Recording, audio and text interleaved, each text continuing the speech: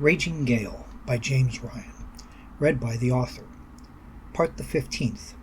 The captain meets an opponent.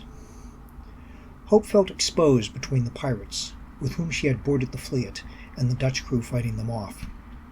At any second, a swinging sword or a fired musket would certainly strike her down, mixing her blood with that of the men who bled out and died around her. Hope felt that this day her corpse would be but one more on the deck of the ship. The Dutch defenders seemed slow as they caught sight of Hope. A look of puzzlement seemed to wipe across their faces as they noticed her. Instinctively, she raised her hands to hide her modesty. Despite her clothes, she felt naked before these men. From her left, Captain Sanders appeared. The look on the faces of the Dutch went from puzzlement to shock as they saw a second woman before them, this one dressed much like a man. She allowed the Dutch all of a second to note her, before she pointed to the man who commanded the Dutch muskets. In what looked to Hope to be a series of poses with no movement between them, Captain Sanders reached for a sash tied to her body and produced a flintlock pistol. With her arm extended, she aimed at the Dutch captain and hit her mark true.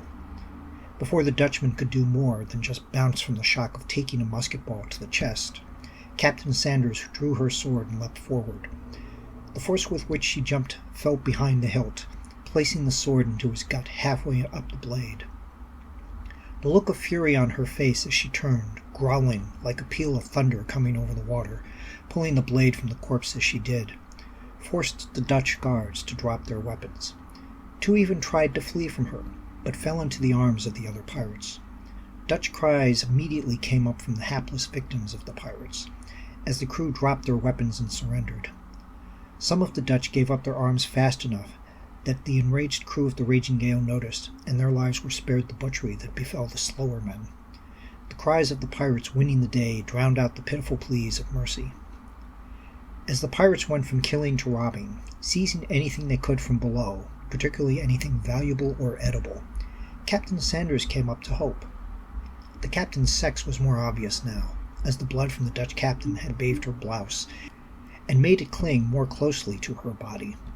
The look of fury was gone, but the smile Hope saw was no less comforting. "You be a fighting musician, I see," asked the captain. "It be one thing to keep the crew happy at sea, but inspired on deck, aye, now that be a blessing."